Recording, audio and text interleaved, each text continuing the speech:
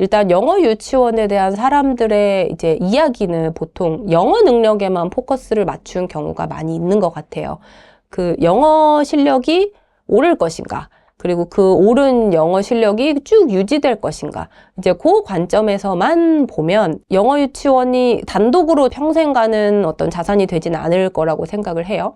제가 책에서도 이제 설명을 했는데, 이제 해외에 뭐 1년 동안 나가 있을 기회가 있다면 몇 살에 나가는 게 이제 효과적인가, 뭐 이런 거에 대해서 제가 리서치를 했어요. 그래서 그 연구 결과들을 보면 몇 살에 나가는지가 상당히 중요하다. 왜 그러냐면 초등학생 정도 된 다음에 이제 해외살이를 했을 때에는 아이가 이미 경험할 수 있는 폭이 더 많아지고, 뭐 친구들과 영어로 대화하는 것도 유치원생들이 대화하는 것보다 더 폭넓은 대화가 이루어질 것이고, 뭐 읽을 수 있으니까 뭐 책도 읽고 뭐 콘텐츠도 보고 뭐 이런 식으로 좀 나이가 들었을 때 그 다른 나라 언어를 경험하는 것이 그 언어의 안정화에 더 도움이 된다. 그래서 실제로 뭐 형제 자매들을 뭐 외국에 보냈더니 언니는 쭉 유지가 됐는데 동생은 그게 뭐 한 1, 2년 되니까 그 효과가 없어지더라. 뭐 그런 식의 연구 결과들이 꽤 있었거든요.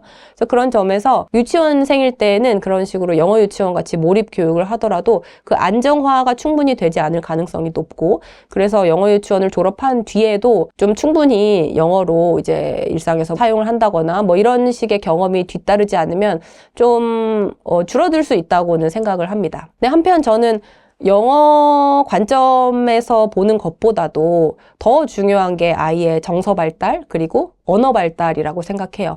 왜냐하면 유치원생 시기 아이들이 기관에서 사실 굉장히 많은 시간을 보내게 되잖아요. 아이의 삶에서 어쩌면 50% 이상 되게 많은 부분을 차지하는 것이 영어 유치원 기관 생활인데, 그 기관 생활을 통해서 아이가 굉장히 많은 것들을 얻게 돼요. 그런데 그거를 영어 관점에서만 바라보게 된다면 좀 다른 것들을 너무 놓칠 수 있게 되어서 좋지 않다고 생각을 하고, 일단 정서적인 측면에서는 영어 유치원에서 아이들이 영어로 만약에 말을 해야 된다, 한국어로 말하면 안 된다고 하는 어떤 규칙이 있다.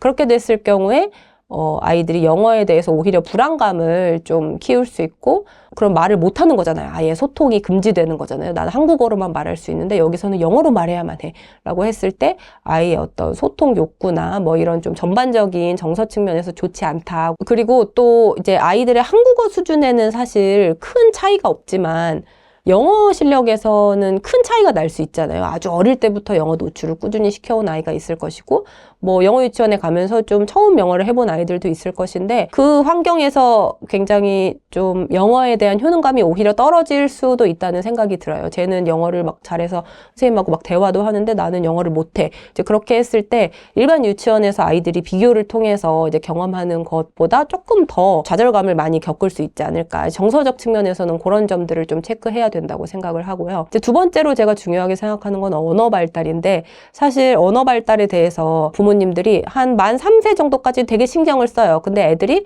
엄마랑 소통이 잘 되고 그러기 시작하면 뭔가 이제 끝났다라고 좀 생각을 하게 되는 경향이 있는데, 사실 유치원생 때도 아이들의 언어가 정말 많이 성장하고 더 어떤 정서적으로 미묘한 표현이라던가 고급 어휘들을 구사할 수 있게 되거든요. 그래서 유치원생 시기에도 사실 언어 발달 측면에서 굉장히 중요한 시기라고 말할 수 있는데, 영어로 그런 고급의 소통이 일어나는 환경에 처한다면 저는 괜찮다고 생각해요. 왜냐면 언어 발달은 이렇게 언어별로 일어나는 게 아니거든요. 한국어 언어 발달, 영어 언어 발달이 따로가 아니라 언어 발달이라고 하는 공통의 어떤 언어 지능이 발달하는 게 있고, 그 위에 뭐 한국어 어휘, 영어 어휘 이렇게 되는 건데, 이 공통의 언어 지능이 잘 발달하기 위해서는 어쨌든 양질의 언어를 많이 들어야 돼요. 그런데 영어 유치원에 가게 되면 거기에 있는 아이들의 영어 수준은 그 아이들의 한국어 수준보다 낮잖아요. 그리고 어른들은 아이의 언어 수준에 어느 정도 맞춰서 말을 해줄 수밖에 없어요. 그리고 아이들 간의 대화도 서로의 언어 능력에 맞춰서 일어나기 때문에 전반적으로 영어 유치원에서 일어나는 대화에 영어든 한국어든 관계없이 그 언어의 양과 질이 한국의 일반 유치원에서 이제 발생하는 언어의 양과 질에 비해서 저는 좀 떨어질 거라는 생각을 해요. 그래서 아이가 만약에 미국에 이민 가서 미국 유치원에 간다. 그러면은 사실 상관이 없는데, 한국 아이들이 모여있는 영어 유치원에서 생활을 한다고 한다면 좀 그런 언어 발달 측면에서의 약간 좀 불리함이 있지 않을까라는 생각이 듭니다. 아이가 영어 유치원에서의 생활이 좀 스트레스인 것 같다. 이제 그렇게 이제 생각이 드셨을 때는 이제 집에서 조금 더 아이와 좀 밀도 높은 상호작용을 하려고 노력을 한다거나 아니면 아이가 영어 유치원에서 뭐 충분하게 소통을 잘 못한다. 그러면 집에서 부모님과 한국어로 또 원활하게 소통을 할 수 있는 그런 뭐 방향을 만들어 주시는 것도 중요할 것 같고 이제 일반적으로 기관에 다닌다는 거는 특히 아이가 어리면 어릴수록 스트레스를 많이 받는 환경일 수밖에 없어요. 이제 그렇다 보니까 아이를 기관에 보낼 때 일반 유치원이든 영어 유치원이든 뭐 내가 뭐 워킹맘이어서 아이를 유치원에 오래 보내야 된다거나 뭐 이제 다양한 상황들이 있을 거잖아요. 이제 그럴 때는 이 기관 생활이라는 게 아이에게 힘들 수 있구나, 스트레스 받는 일일 수 있구나. 어른들도 왜 하루에 뭐 8시간씩 회사에서 일하고 막 하다 보면 굉장히 스트레스를 많이 받을 수 있잖아요. 그런 것처럼 아이는 그냥 유치원에서 놀다 오는 것 같은데 뭐 스트레스를 안 받을 것 같아 라고 생각을 하실 수도 있지만 실제로 그런 사회적인 상황들 나한테 다 무조건 맞춰주는 부모님이 아니라 굉장히 나한테 맞춰주지 않고 막 갈등도 일어날 수 있고 막 예측 못한 상황도 일어나고 이런 되게 많은 스트레스 요인이 있는 것이 사실 기관 생활이에요. 놀이 중심이라고 할지라도. 그래서 기관에 보낼 때 아이가 스트레스를 받을 수 있다라는 점을 염두에 두고 이제 집에 하원 후에는 아이와 더 놀이하는 시간 많이 가진다거나 스킨십을 좀 많이 한다거나 이런 유대감을 쌓는 그런 시간들을 많이 가지시면 더욱 좋을 것 같아요.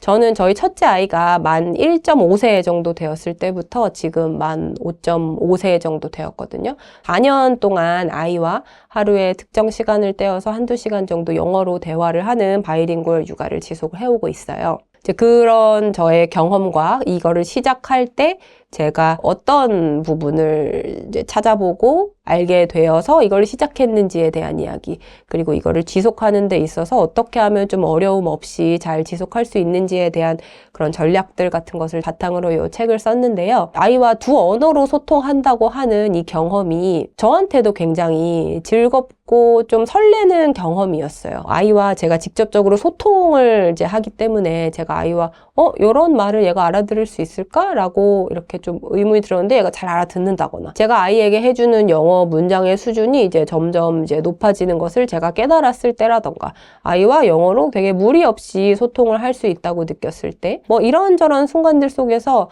내가 좋은 방향성을 택했구나. 아이와 한국어뿐만 아니라 영어로도 굉장히 상호작용으로 가득하고 되게 편안하고 즐거운 그런 경험들을 많이 쌓아서 아이의 앞으로의 영어를 바라보는 그리고 영어를 사용하는 그런 정서에 내가 좋은 영향을 준 것 같다. 이제 그런 거를 깨달을 기회가 굉장히 많았거든요. 다른 이제 엄마표 영어 방식들에 비해서 조금 더 내가 직접적으로 아이와 상호작용을 하는 것이기 때문에 제가 그런 뿌듯함, 뭐 그런 즐거움을 느낄 기회도 더 많아지는 것 같아요. 그래서 엄마표 영어를 할 때 뭔가 아이의 이제 영어 실력을 막 높여야 되고 책을 읽어주더라도 뭐 AR 지수, 원서의 그 수준 난이도를 뭐 2로 높이고 3으로 높이고 뭐 그런데 이렇게 막 끌려가는 것보다 저한테는 그런 방식이 더 이제 편하고 효과적이고 또 즐거운 방식이었다는 생각이 들어요. 그래서 이런 것들을 다른 분들도 한번 경험해 보셨으면 좋겠다라는 생각에 이 책을 썼습니다. 그래서 아이의 영어 경험을 좀 긍정적이고 즐겁고 좀 편안하게 만들어주고 싶은 부모님들의 많은 관심 부탁드립니다.